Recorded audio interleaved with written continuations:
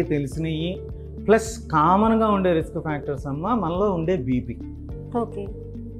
BP అమ్మ ఎంత ఎక్కువగా ఉంటే రక్తనాళాలు అంత లావు అయిపోతూ ఉంటే ఆ రక్తనాళాలు గట్టిగా అయిపోతే దాంట్లో ఎలాస్టిసిటీ తగ్గిపోతుంది. చిన్న చిన్న ఎన్యూరిజమ్స్ లాంటి బుడిపలు పుడతాయి అన్నమాట రక్తనాళాల మీద. అవి పగిలి హెమరేజ్ వస్తుంది.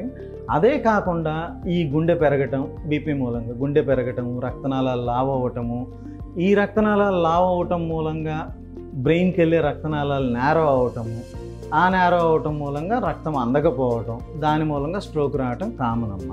అలాగే రెండోది గుండె జబ్బుల్లో ఎట్రియల్ ఫిబ్రిలేషన్ అని ఒకటి ఉంటుంది. అంటే ఏంటంటే గుండె సరిగా కొట్టుకోదు.